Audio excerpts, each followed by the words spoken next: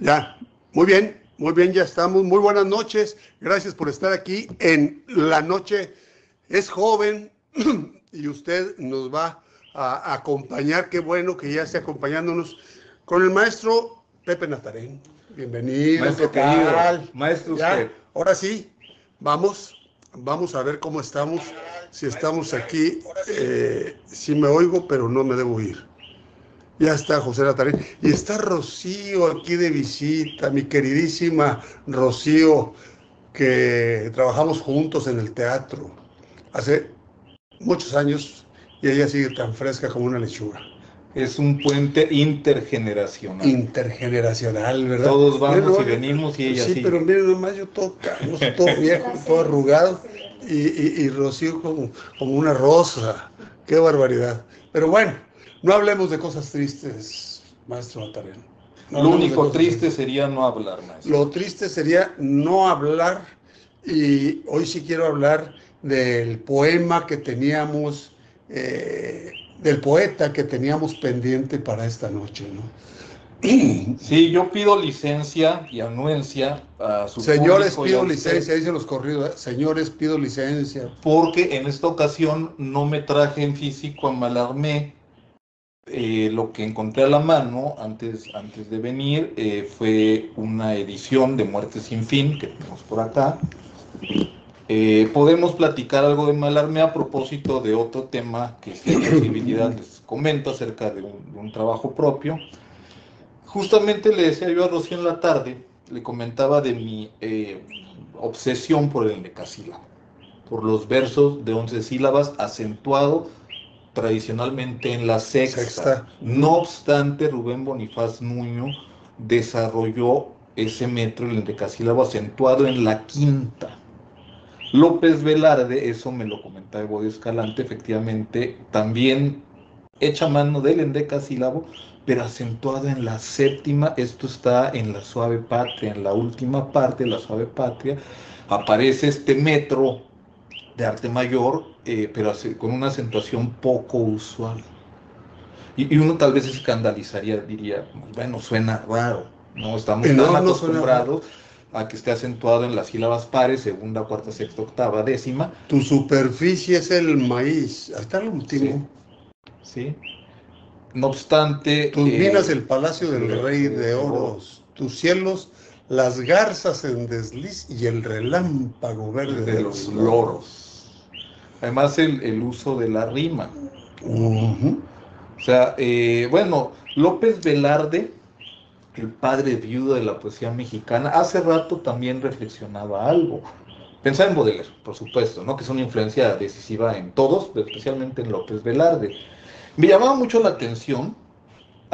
Hoy en la mañana recibí un ejemplar de una antología de Edgar Allan Poe, editada por Visor, en una edición muy bella en pasta dura, que apareció hace unos 3 o 4 años, y al abrirlo me sorprendió encontrar a Poe, el enfermo Poe, el que está tirado en Boston con un delirium tremens, el autor de El hundimiento de la casa de Usher, con unos poemas a la Virgen María. Edgar Eso es Allan Poe. extraño, ¿verdad? Sí. E incluso otros poemas No en ese suelen mismo tenor. recordarlo así. Totalmente no. Entonces me puse a pensar en su alma gemela, porque Baudelaire manifestó expresamente que sentía a Poe como una especie de alma Alma gemela. gemela, y por eso lo tradujo, dio del inglés al francés, y también Baudelaire está traspasado, aunque en un sentido contrario, por el catolicismo. En el caso de Baudelaire, pues le ocasionó un horror y un desdén muy fuerte. Y otro caso es justamente López Velarde. En López López Velarde hay Velardo, un sí. fervor religioso Sí, sí, sí. mezclado con la voluptuosidad. Sí, sobre todo las hormigas. Yo leo Las hormigas, el poema Las hormigas, y es el sexo llevado con culpa. ¿Sí? La lengua réproba, dice. Que, que, Entonces, que es norma en el mundo religioso, ¿no? sí, claro, déjame saludar, aquí hay mucha gente. Parece que no repartió volantes usted, Rocío, ¿no? Humberto Quintanar, Julia Trinidad, saludos. José Gustavo López Suárez, José Gustavo, muy buenas noches, Silvia Ramírez, Nicolás Díaz Méndez, José Gustavo López Suárez dice, excelente programa, saludos cordiales, gracias. Sí, López Velarde carga el peso de la religión, vamos a decirlo así. Y con culpa, precisamente. Con culpa. Y aún en autores contemporáneos como Joaquín Sabina, encontramos letras donde no se desarraiga del todo del contenido religioso. Bueno, España sin el catolicismo, pues ya no es España. Negaría el santo sacramento en el mismo momento que ella me lo mande, claro. Bueno, ahí es donde habla el genuino poeta, el que es del partido de la diosa, de la estrella de la mañana, que anuncia, ¿no?, al Mesías, Venus, Vesper, ¿no? Son poetas lucifernos, Baudelaire, Rimbaud. Claro. Y mismo Verlaine, están consagrados a este aspecto femenino que ante la religión es réprobo, que representa la voluptuosidad, la carne. La historia desde el origen está tiende a asociar al amor carnal con el pecado, sí, pero no así en todas las culturas. Ajá. Ni en todos los momentos de la cultura occidental, ni por ejemplo, los cátaros. Momentos. Aunque bueno, hay que recordar cómo acabaron los cátaros en la hoguera. Pero ellos hablaban mucho del amor cortés y es ahí donde surge la cortesana, ¿no? Sí, y la noble seducida por el trovador, ajá, la noble usualmente casada. Tal vez lo propio del poeta es enamorarse de la mujer casada, ¿no? Ese es un planteamiento medieval que ha sobrevivido hasta nuestros días. Pero es curioso que también al mismo tiempo en Occidente hay un culto a la mujer, pero a la madre sobre todo, ¿no? La figura de la Virgen, que esto dialoga con la antigüedad, ¿no? Desde el paleolítico, y nos encontramos desde los cultos en el antiguo Egipto. A Isis. Todo mundo nace de una madre virgen. El nacimiento de una madre virgen es reiterativo en distintas culturas. Es arquetípico. Exactamente, es arquetípico. Benjamín Rivera Garibay, Temo de la Cruz, ¿cómo está usted? Queta Fernández, qué gusto verte. Rocío Arcelara, le mando un saludo. Carlos Raúl CG. También se puede mandar saludos a través de los que están viendo conectados. Sí, pero es arquetípico porque se asocia con la pureza, precisamente. Sí. Entonces, parece ser que religiones, no parece ser, existen documentos de religiones anteriores, incluso la cristiana, que basan su Dios, su nacimiento encarnado, a partir del parto de una virgen, ¿no? Sí, es el caso de Isis y Horus. Horus es en Egipto también. Sí, claro. Y son mitos similares. Y curiosamente esta idea de la virginidad tiene mucho que ver con la fertilidad. La Virgen siempre es fértil porque engendra al Redentor o al Guerrero Máximo o al Mesías siempre, de manera continua, es cíclico, digamos, como la primavera, como el equinoccio, la Navidad ocurre cada año, ¿no? El mito encarna en el rito, decía Paz. Sí. Y eso ocurre en cualquier momento, o en ciertos momentos, pero se repite, circular. Es muy interesante, sobre todo, darse una vuelta por las religiones que insisten en un código ético, que no es otro que los 10 mandamientos, ¿no? Ajá. Pero pretendidamente universales, no lo son. Pero tiene que ver con las circunstancias del pueblo, el pueblo hebreo en ese momento de su historia. Claro. Veo que trae aquí a nada menos que José Gorostiza. Ahora sí que hablando del pueblo hebreo, pero tiene mucho que ver.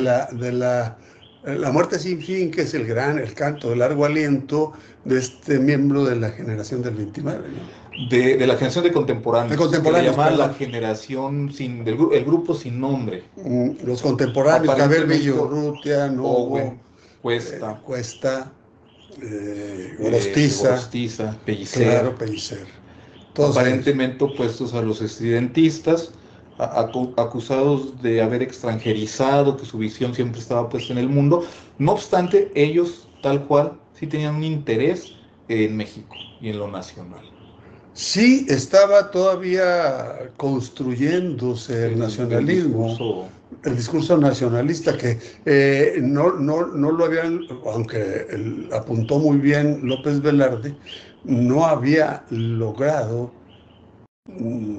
una identidad, una poesía más identitaria, ¿no? Esta generación de contemporáneos logró muchísimo, y a través de varios medios. Sí, porque además ya está consolidada la revolución, ¿no? Ya. Cuando se da el auge, digamos, de la generación contemporáneos, en los años 30 o 40, que por cierto es en esta generación y una revista asociada con ellos, que también aparece la primera traducción en México de La Tierra Baldía de Eliot, que es otro de los pendientes Claro. que yo tengo con todos ustedes en algún momento, leer algo de Eliot, porque es un poeta al que yo vuelvo cada cierto tiempo, como luego con Gorostiza, ¿no? Son mis estrellas polares. Hace poco volví a leer La Tierra Baldía en la traducción de Agustí Bartra y bueno, es revelador Agustín siempre. Bartra, así es. A ver, vamos a ver, aquí hay mucha gente que ya se está conectando. Eh, Roberto Agenor, está también Hugo Armando Aguilar. ¿Cómo está usted, maestro Hugo Armando Aguilar? Saludos, José Noé Aragón, profesor, buenas noches. Claudia Camargo Sarmiento, Ramón Eloy Cerda Castillo. Buenas noches, saludos cordiales, excelente programa, muchas gracias. Don Juan Ceja, ¿cómo está usted? Eh, Martí Cruz Alegría. Saludos a todo mundo. Gracias por estar acompañándonos en esta noche en que estamos hablando precisamente de poesía. Los contemporáneos, este grupo que dio voz a un sentimiento, pues no precisamente nacionalista. ¿Cómo los podríamos calificar? Eran ya modernos, ¿no? Sí, su nacionalismo es muy sutil, es Muy tan sutil. sutil que muchas veces es negado, ¿no? Se dice, ellos estaban afrancesados, ellos estaban pensando en el extranjero. Exacto. No obstante, sí tienen fuertes intereses nacionales. Sí, pero todo Pellicer, ¿no? Bueno, él es el gran cantor de la selva, Sí, y es un claro. poeta solar, Sí. es un poeta de la vida, de la exuberancia, Y católico. y católico, tremendamente católico como López Velarde, aunque creo que en el caso de Pellicer no lo vive con esa culpa, pese a su propia Sí, circunstancia sí. personal, Sí, claro. ¿no? Que es escandalosa Que, para el que mundo era sobre católico. todo transgresora, ¿no? Ajá. Ahora, en el caso de Gorostiza, ahora que hablábamos del pueblo hebreo, bueno, en Gorostiza hay varios temas, el dios de la trascendencia, el dios hebreo, la muerte de Dios, que es un tema desde los románticos, inicia como epígrafe general del poema, cita a Proverbios, el libro de los Proverbios, en el capítulo 8. Vamos a obviar los dos primeros citas del epígrafe partes y les quiero compartir la tercera que dice, mas el que peca contra mí defrauda su alma. Todos los que me aborrecen aman la muerte. Hay una advertencia. Cuidado con amar la muerte. Si me permite, Sí, quiero adelante, adelante. compartirles pues, posiblemente el primer canto, pero son 17 cantos.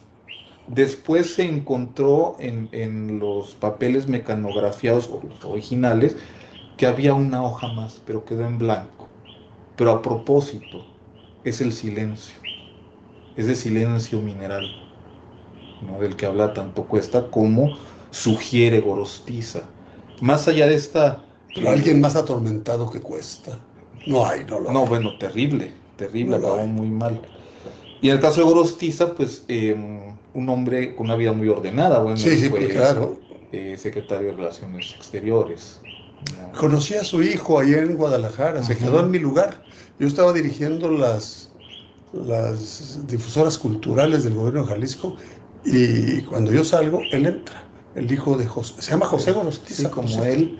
Por Y el cierto. hermano, bueno, Celestino también tuvo encomiendas oficiales, ¿no? Creo Sí, que estuvo a cargo de la Coordinación Nacional de Teatro de Limba en los años 60. Entonces inicia el poema: lleno de mí, sitiado en mi epidermis, por un Dios inacible que me ahoga, mentido acaso por su radiante atmósfera de luces que oculta mi conciencia derramada, mis alas rotas en esquirlas de aire, mi torpe andar a tientas por el lodo. Lleno de mí, ahito, me descubro en la imagen atónita del agua, que tan solo es un tumbo inmarcesible, un desplome de ángeles caídos a la delicia intacta de su peso, que nada tiene sino la cara en blanco, hundida a medias, ya como una risa agónica en las tenues holandas de la nube y en los funestos cánticos del mar. Mar resabio de sal o albor de cúmulo que solo prisa de acosada espuma. No obstante, oh paradoja, constreñida por el rigor del vaso que la aclara, el agua toma forma. En él se asienta, ahonda y edifica, cumple una edad amarga de silencios y un reposo gentil de muerte niña, sonriente, que desflora un más allá de pájaros en desbandada. En la red de cristal que le estrangula, allí, como en el agua de un espejo, se reconoce, atada allí, gota con gota, marchito el tropo de espuma en la garganta. Qué desnudez de agua tan intensa, qué agua tan agua, está en su orbe tornasol soñando, cantando ya una sed de hielo justo, mas qué vaso también, más providente, este que así se hinche como una estrella en grano, que así, en heroica promisión, se enciende como un seno habitado por la dicha y rinde así, puntual, una rotunda flor de transparencia al agua, un ojo proyectil que cobra alturas y una ventana a gritos luminosos sobre esa libertad enardecida que se agobia de cándidas prisiones. Bueno, ahora, está bien, la lectura, pero hay muchas figuras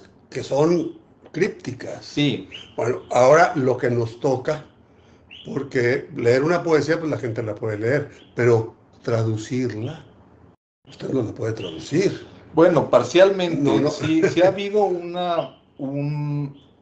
un abordaje crítico durante, hay una tradición, digamos, de Sí, comentaristas claro. de Muerte sin fin. Yo recuerdo, por ejemplo, mi primera aproximación a la literatura fue a través de la crítica literaria, tal vez por eso elegí ese camino en vez de la poesía. Un ensayo de Alichu Macero sobre Muerte sin fin. Esa fue mi primera aproximación a la poesía, y justamente ahí Chumacero destaca el que tal vez son mis versos favoritos de todos los que conozco de la poesía mexicana, este que dice de un desplome de ángeles caídos a la delicia intacta de su peso. ¿Le parece bien, maestro? Vamos por parte, las primeras 3 líneas. ¿Qué nos dice? ¿Qué nos dice? Porque mucha gente... Ruth Solís, saludos. Olga Lilia Tobilla, Altavoz Digital, Manuela Méndez Gómez, gracias. Jorge Alberto Flores Aldaña, maestro, ¿cómo está usted? Gracias. Saludos afectuosos, claro que sí. A ver, las primeras 3 líneas, ¿qué nos dicen en otras palabras? Bueno, aquí observamos algo. ¿Qué dice? Lleno de mí, sitiado en mi epidermis. Lleno de mí, sitiado en mi epidermis, quiere decir que yo soy un ser ya pleno, pero estoy limitado por mi propia piel. Hay una ubicación en el espacio-tiempo, en el mundo material. Sí, pero de entrada hay una conciencia de sí mismo. Ahí, eso es lo que quiere decir. Como ya estoy lleno de mí, quiere decir que ya cobré conciencia de sí mismo y en esa plenitud me dispongo a escribir, Y a tengo crear. existencia en tanto soy consciente de que tengo existencia. Pienso, luego existo. Exactamente. Cartesiano. Hay una raíz racionalista filosófica en Muerte sin fin. Ha sido llamado un poema filosófico. Es como el modelo del poema filosófico. Bueno, entonces la entrada dice lleno De de mí, mí, sitiado en mi epidermis. sitiado, una ciudad que está sitiada está rodeada. No se puede. Estoy rodeado por mi propia piel, O sea, por mi límite. mis límites son mi piel. Y claro, la piel de nosotros que encierra todo nuestro ser y encierra también nuestros sueños. Sí. Y encierra también nuestros pesares. Porque nuestra corporalidad encierra registra toda todo. nuestra vida anímica. Claro.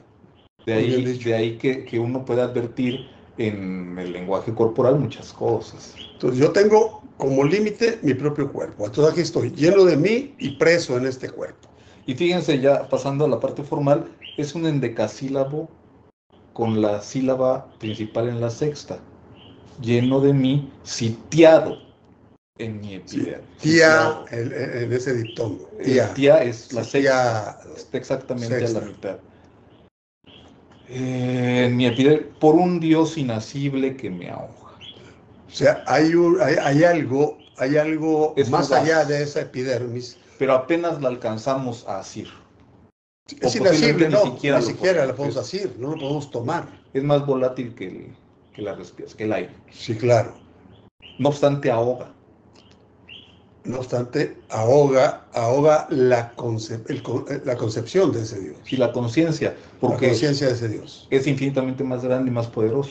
Se nos viene encima. Nos viene encima. La idea de lo La trascendente idea de lo nos trascendente. aprieta. Nos atiende Muy un cierto. nudo. Muy bien, muy bien, muy bien. Ya le vamos entendiendo. A ver qué más dice. Mentido acaso por su radiante atmósfera de luces. Mentido, ¿por qué mentido? Que la mucha luz enceguece, decía Paz. Entonces la Te mucha encandila, verdad ¿verdad? y la verdad puede implicar eventualmente la mentira. Sí, porque queremos describirla, pero no podemos.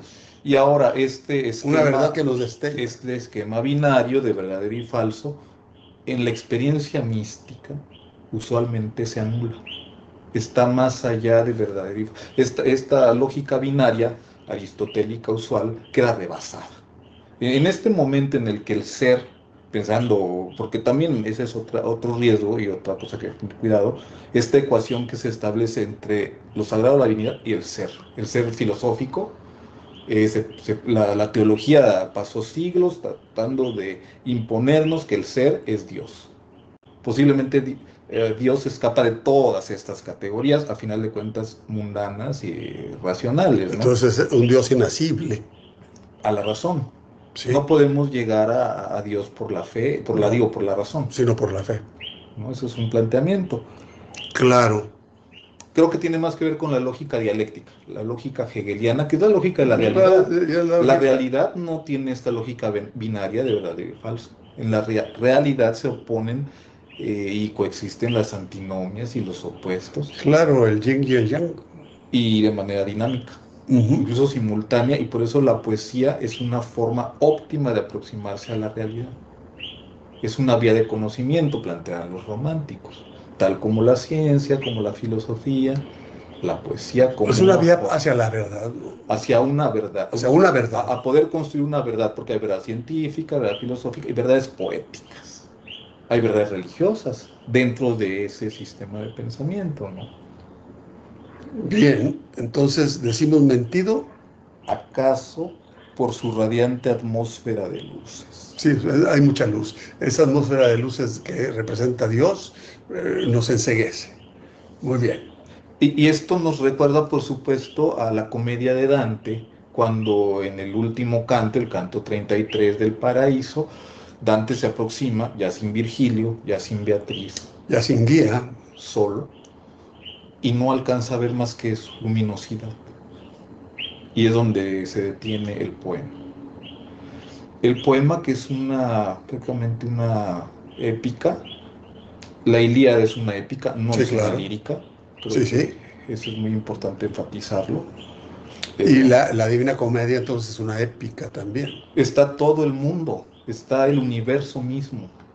Incluso también Muerte sin fin contempla a todas las criaturas, ¿no? Pero ¿cuál es la óptica general de Muerte sin fin?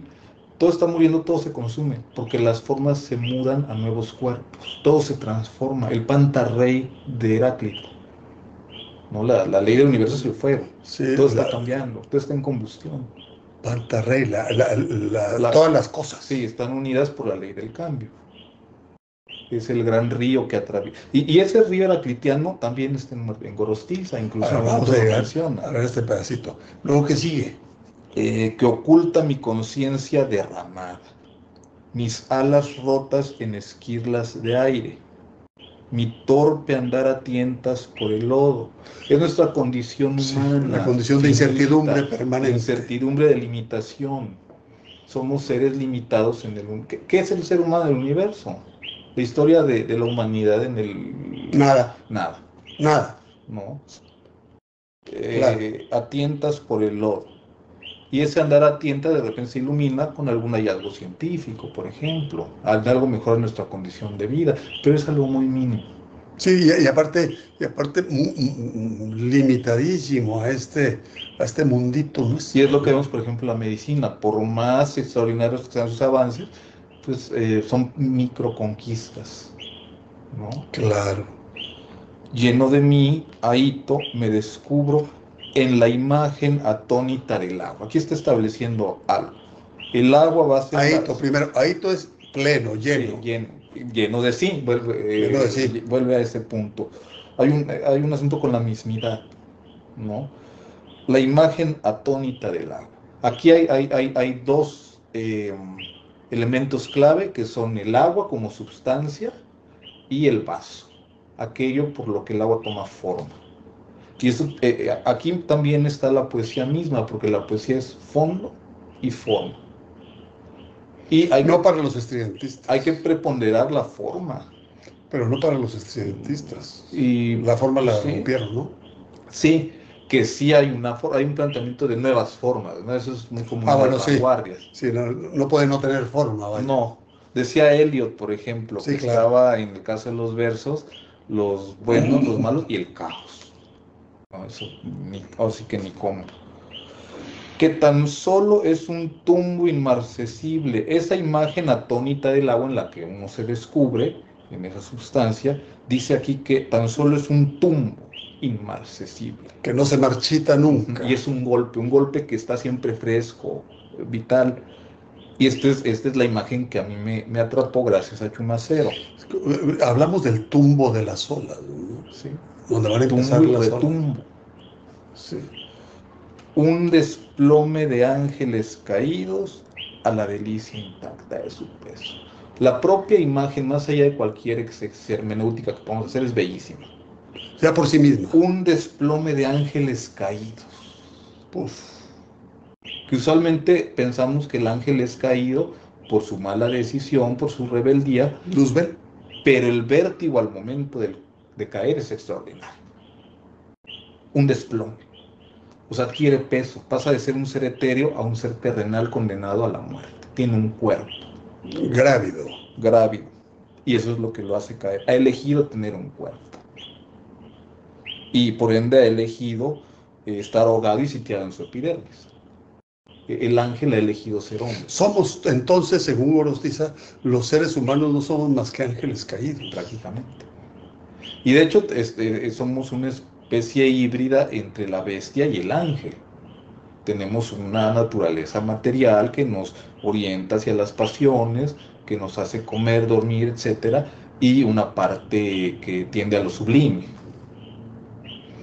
Y Baudelaire, por cierto, lo tiene muy bien separado y distinguido. La Venus blanca, que es sagrada, buena, intocable, y la Venus negra, que representa toda la voluptuosidad y el arrebato. Y más allá, Baudelaire lo vive en su vida real porque tiene dos amantes, Jean Duval, que es la Venus negra, y también hay una Venus blanca, ahorita no recuerdo el nombre, pero cuando se da la oportunidad de realizar su amor, él lo evita. Ella es intocable. No obstante, con Jean Duval sí se mudan, viven juntos, eh, y sale por esta dicotomía, esta doble naturaleza del ser humano. Tenemos esta parte espiritual y esta parte material. Y en los cátaros, que decíamos hace rato, estaba muy marcado Lo espiritual. el Dios bueno, creador, y el Dios malo que se opone.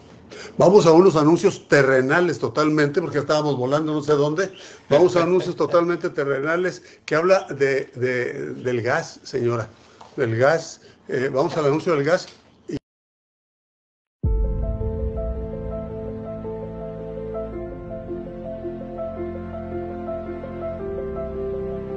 Hola, buenas tardes. Mi nombre es Stephanie Yamilet Gordillo Vázquez. Tengo 20 años y mi puesto en la empresa de Gascom es ayudante de autotanque.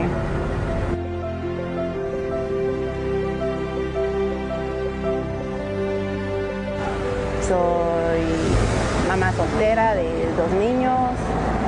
El mayorcito tiene 2 años y uno de 8 meses, chiquitos.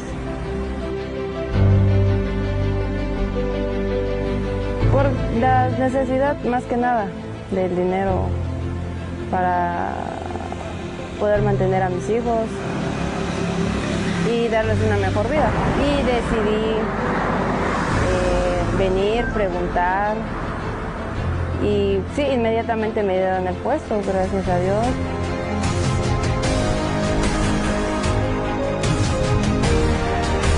Sí, es una empresa que realmente apoya a sus empleados, a todos, no solamente a las mujeres, no solamente a los hombres, apoya a todos. Han sido muy amables, nos han brindado el apoyo necesario.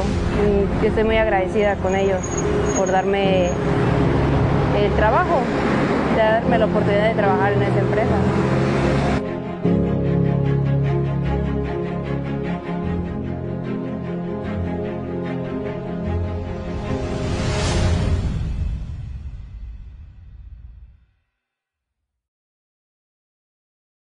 Ya sabe usted que en Gasolinera La Fuente tiene usted la mejor atención y usted puede llegar ahí y llenar su tanque y los litros son completos. Gasolinera La Fuente está en el punto referencial más conocido de Tuxtla Gutiérrez, La Fuente. La Fuente está en La Fuente.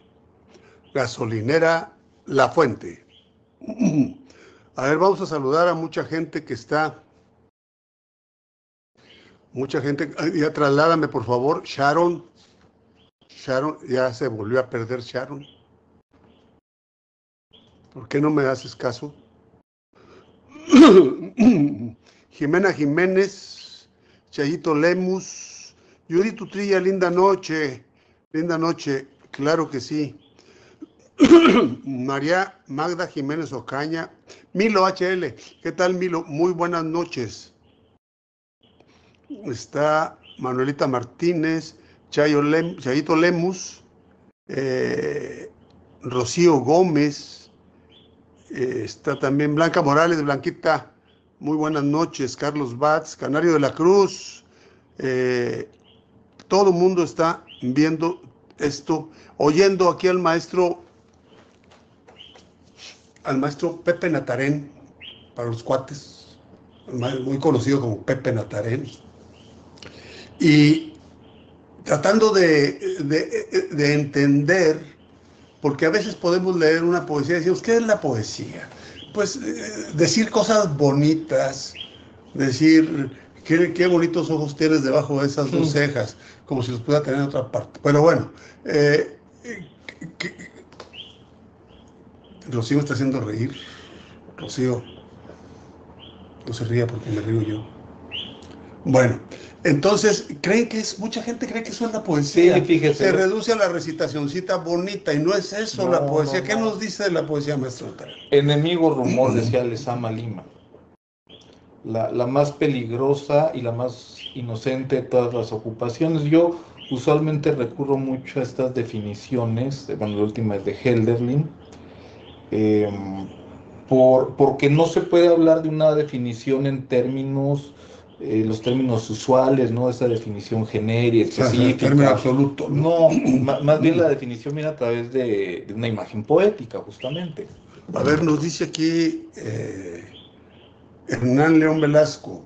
Felicidades por tocar a invocar la muerte sin fin. Es un gran programa. Gorostiza, como un alquimista verbal, persigue un imposible, nombrar lo innombrable, fijar en el tiempo la evanescencia de lo que por esencia se disuelve.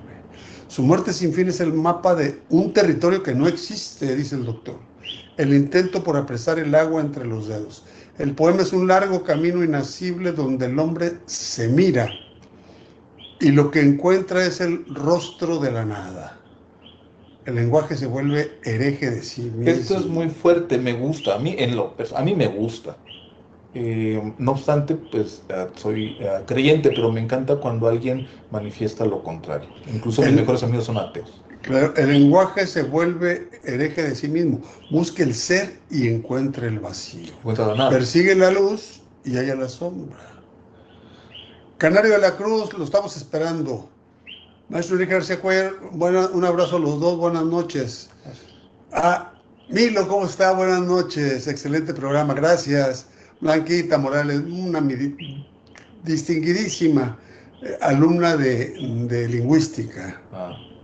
Muy aplicada, sobresalía siempre.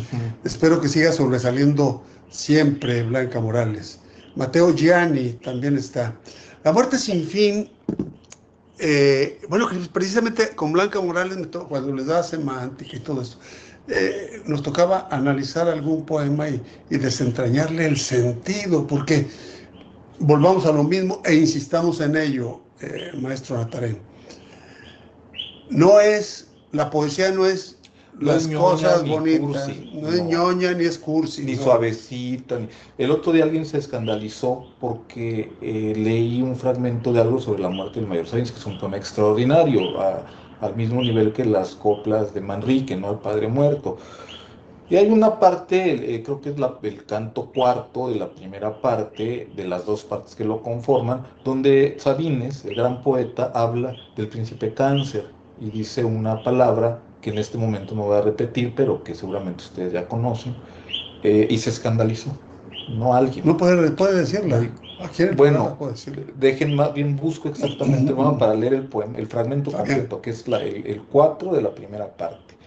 Y decimos, bueno, ¿de qué otra forma puede expresar él el dolor por la muerte del héroe? No con palabras bonitas. No, tiene que ser hiriente y tiene que ser soez. Sí, pues una imprecación, ¿no? Una patada, un reclamo. Es la riña, una riña. Sí. Uno pues no se pelea de manera suave. Sí. Y de hecho es la lucha contra el ángel, es la lucha contra el propio lenguaje. Y es el ángel del tedio de que hablaba Baudelaire, con el que hay que luchar, el ángel de la pereza, de la depresión, de la asidia, que Villaurrutia, uno de los contemporáneos, pues padeció esa asidia, ¿no? Bueno, y mi voz qué madura. ¿Se acuerda usted? Se llama Nocturno en que todo calla, ¿no? Ajá, y que ahí hace uso del calambur, ¿no? Del calambur, sí.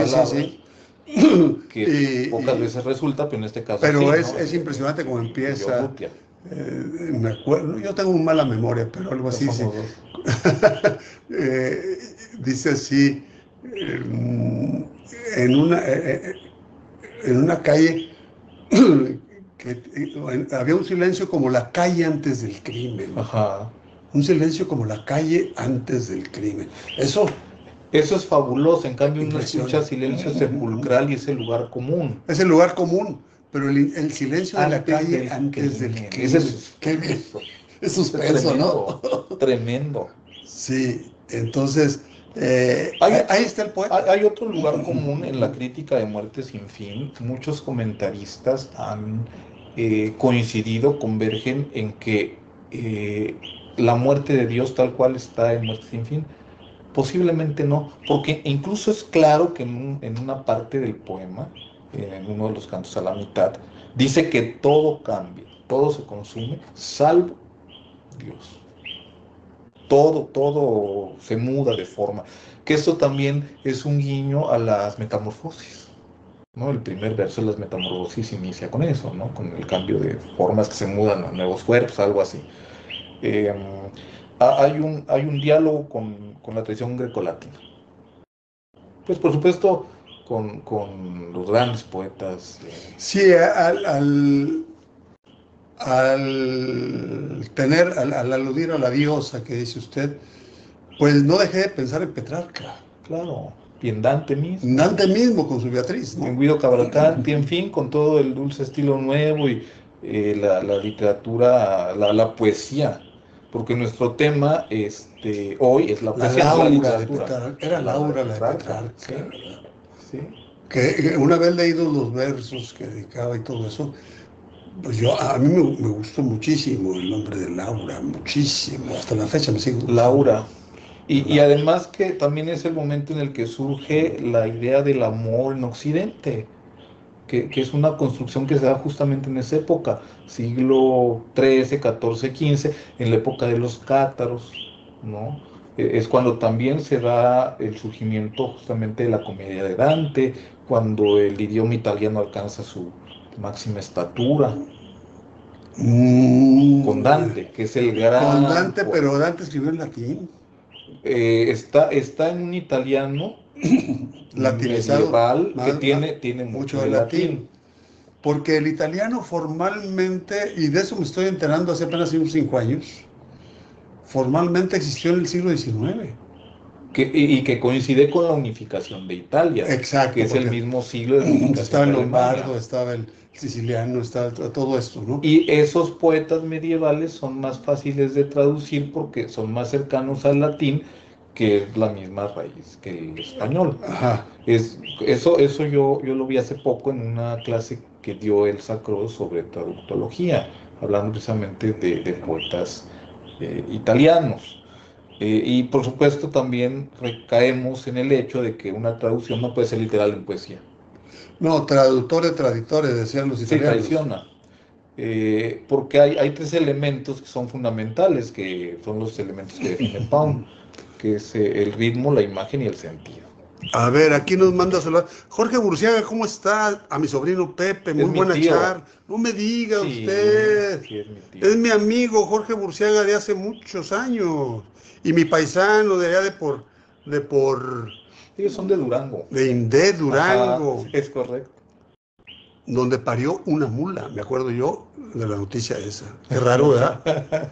Adriana Grajales, ¿cómo estás, Adriana? Qué gusto verte. Mira, ya localizaste mi página para que des un me gusta. No dan me gusta en mi página y yo me siento huerfanito de todos ustedes. Lupita Esquinca, gracias. Pedro Antonio Castellanos, Jorge Burciaga, desde luego. Jimer GS, está también, bueno, aquí se repiten algunos, y les mandamos un saludo. ¿Cómo que es usted sobrino de Jorge? Sí, está casado con una tía mía. ¿Ah, sí? Sí, una tía muy querida, es esposa de Jorge. Ah, muy bien. Mayra. Sí, Mayra es mi tía. Ah, sí, ¿cómo? Prima hermana de mi madre. Ah, muy bien. Ajá. Pues qué gusto que aquí estemos en familia. Estamos en familia. Estamos en familia y vamos a continuar con esta conversación acerca de la poesía, porque cuando resbalamos en la concepción de la poesía, muchos la han rechazado a priori. ¿Se ha dado cuenta de eso? Pues sí sucede. Antes de conocerla, dicen, no, es que a mí no me gusta la poesía. Los poemas no les entiendo. Bueno, habría que hacer un esfuerzo intelectual para desentrañarles esas verdades contundentes, porque es una vía hacia la verdad. Por ejemplo, la verdad de que todos los seres humanos somos unos ángeles caídos, que nos dice Gorostiza, que no nos lo dice así, no, habrá que leerlo para llegar a la conclusión de que todos los seres humanos estamos aquí sufriendo. ¿Por qué estamos sufriendo? Porque somos ángeles caídos. Claro, y porque andamos, como dice, por el lodo, no a tientas. Eso no es algo muy cómodo. Andar saliendo del lodo. Que de eso está supuestamente hecho la especie humana. Sí, del barro, de la arcilla. de la ceniza, la arcilla. y dice el mito que eventualmente Adán pierde sus facultades, que él podía ver todo el universo, como una especie de Aleph, y después se da su descenso a las condiciones tan limitadas en las que vivimos los seres humanos, ¿no? Nuestros sentidos, digo, los ojos de un águila, la visión de un águila es mucho más óptima que la nuestra, y así con todas las especies, digo, los pájaros cantan mejor que nosotros. Sí, bueno, mejor que yo, cualquiera de los que están aquí Ya afuera. somos dos, y los poetas cantan aún mejor que el humano promedio. Estas palabras que encuentra el poeta, un poeta me dijo una vez, me habló por teléfono, estoy en busca de una palabra, yo no te puedo ayudar, esa es labor de poetas, así es de que ¿quién te lo manda a ser poeta? Yo ayudarte no puedo porque no soy poeta. Ahora, la poesía la construimos todos, es colectiva, el poeta no es más que un producto, un recopilador de una cultura. Y un fenómeno que emerge de la cultura, es la voz del pueblo, pero así como pudo ser Dante, pudo ser cualquier otro. Es una pulsión que tarde o temprano tiene que emerger de la piel del pueblo, de la civilización. Y eso lo decía Carl Jung en el capítulo 14 de sus obras completas. El inconsciente colectivo. Sí, y que además la obra de arte va a surgir tarde o temprano, el Fausto va a ser de Goethe o de quien sea. O de quien sea, pero tiene que salir. Tiene que salir.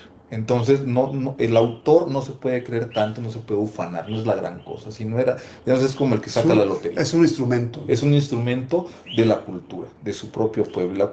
La cultura y la poesía la hacemos todos, porque las palabras son de todos. Y de ahí también salta un poco a la idea de la muerte del autor, que por supuesto los estructuralistas la defienden y la postulan desde otro bastión, pero la obra de arte es independiente. Yo sí soy de los que... En cuanto surge, ya se desprende hasta de quien la creó. Yo sí soy de los que separan la obra del autor. No sé. Claro, hay quienes juzgan al autor y por su vida personal, por ejemplo. Y está muy bien, y si ellos se quieren perder... el aprecio de la obra. Pues es la elección muy respetable de cada quien, pero yo no dejaría de leer ni a Foucault, ni a Neruda, ni a Paz, porque se hayan portado mal. Claro, han tenido ciertas conductas. Y dijéramos como creyentes, el que esté libre, que tire la primera piedra. Claro. Pero, bueno, ¿y cómo se pierden entonces el deleite de leer a Gorostiza, el deleite de leer a Rilke? De leer a François Villon, que era un bandido y que murió ahorcado porque era un gran ratero. Bueno, ¿y qué me dice de Balzac? O tampoco. O Rimbaud que terminó vendiendo lo que se fue, traficante, ¿no? De marfil. Sí, traficante de telas y marfil y esclavo, todo lo que fuera. Así terminó a sus tempranos 40 y tantos años, ¿no? Sí. Verlaine. No eran bellas personas. No, de ninguna manera. Era todo lo opuesto a las bellas personas, a la gente bonita. Y justamente yo pensaba algún caso así extremo de vidas realmente malditas, bueno, Lautréamont, lo que hace con Lautréamont sigue siendo escandaloso lo que escribió a siglo y medio. Alguna vez a un amigo mío, estudiante de filosofía, un tipo muy culto, y a su servidor, nos censuraron, nos criticaron. ¿Cómo es posible que lean eso? ¿No? Alguien se escandalizó. Alguien que además se dice intelectual. ¿No? ¿Entonces nunca leyó al Marqués de Sade?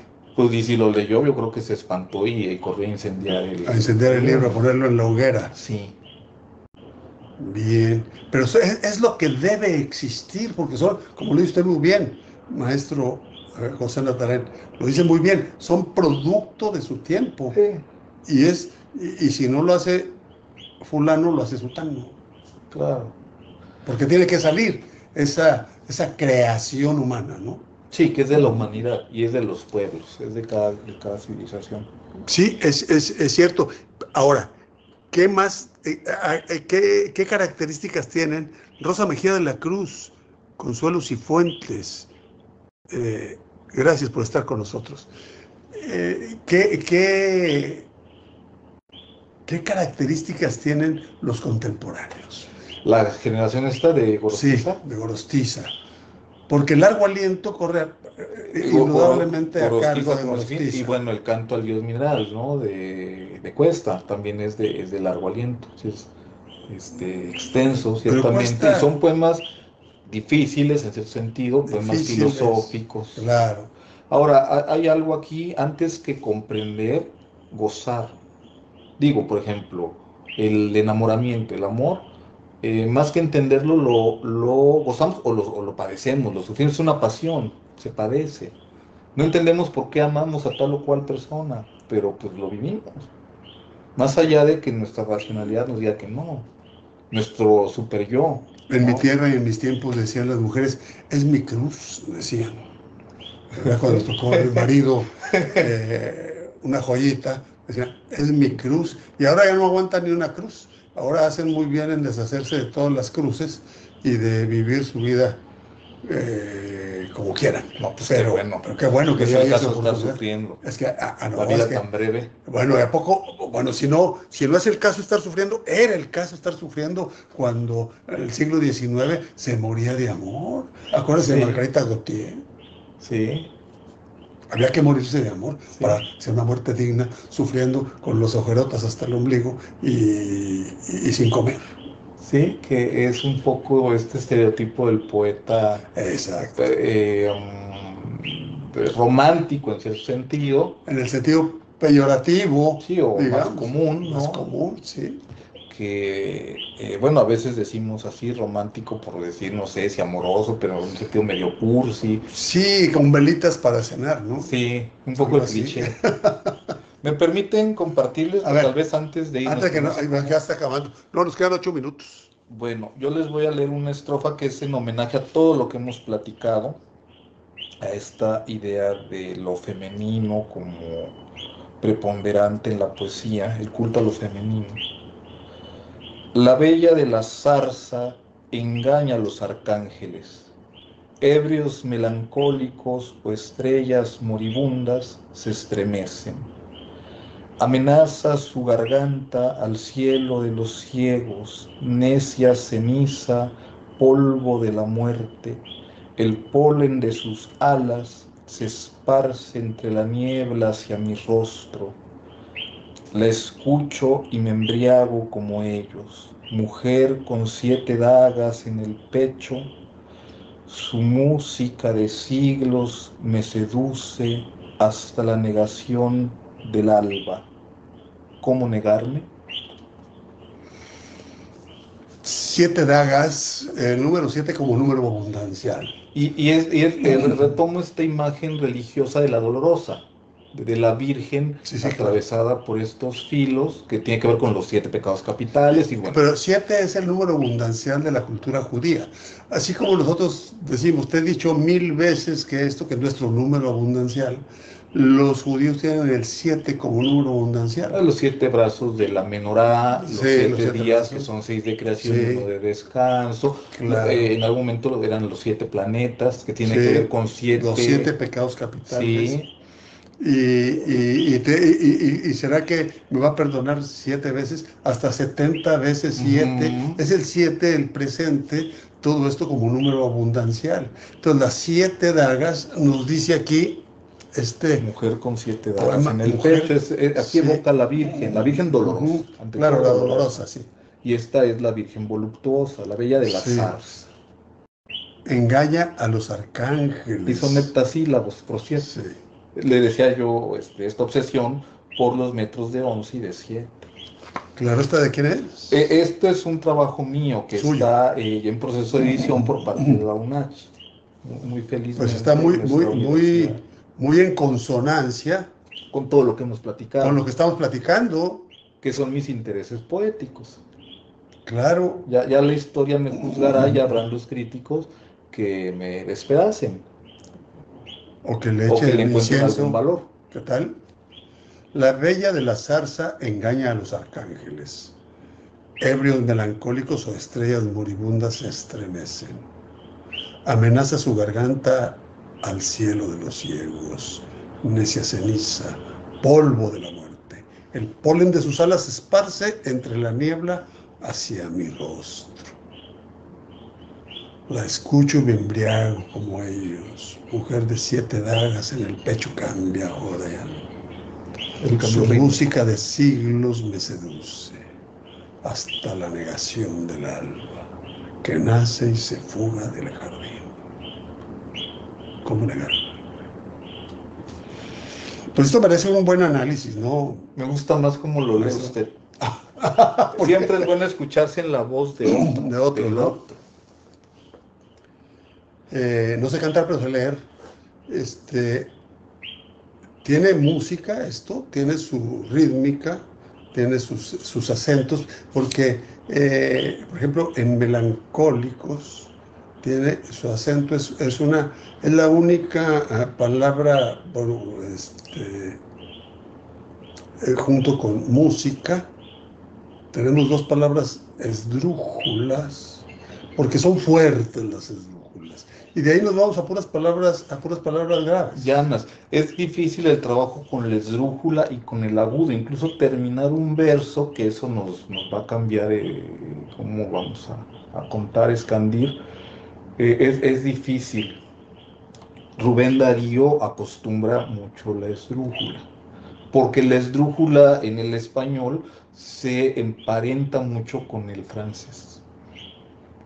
Ínclitas razas, ubérrimas sangre de Hispania fecunda, dice. Qué barbaridad, era un genio ese hombre. Era un genio hacía el idioma como quería. Es más, tiene el cuento de amar hasta fracasar. Todo con A. Todo con A. Todo el cuento nomás usa la A.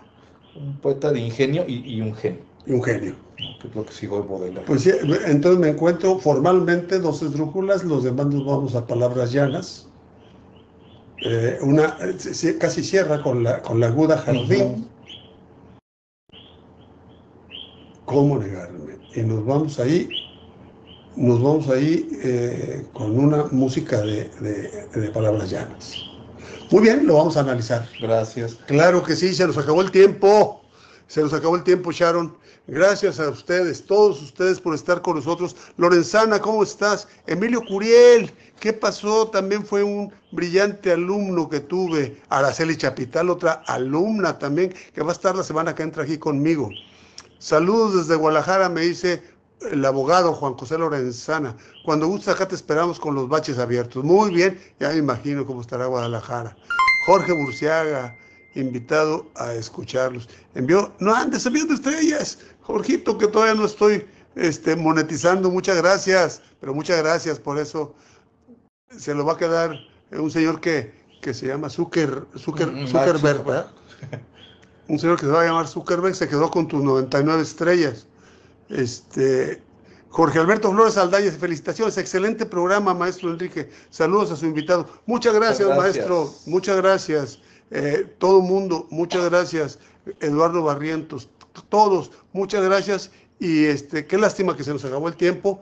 Nomás, comprometerlo para una próxima, ¿no? Sí, yo les debo a Mallarmé, sin la explicación, porque ahí sí es mucha responsabilidad, pero podemos platicar en torno a muchas cosas a partir de leer a Mallarmé la próxima ocasión. Bueno, me avisa usted cuando tenga un tiempo y nos ponemos de acuerdo. Claro, va a ser un placer como siempre estar con usted. Muchas gracias, buenas noches, gracias a Sharon por hacer posible este programa técnicamente, y soy Enrique García Cuellar, lo espero la próxima semana, que nos vamos a organizar para la próxima semana en otro programa de La Noche es Joven. Muy buenas noches. Descarga la nueva app Soy Gascom. Somos la primera y única aplicación en Chiapas en el rubro de venta de gas LP. Realiza tus pedidos, obtén promociones y descuentos exclusivos con nuestros socios comerciales. Haz y repite pedidos con un solo clic. ¿Qué esperas a descargarla? Soy Gascom ya se encuentra disponible en las tiendas digitales App Store y Google Play. Gascom, siempre líderes.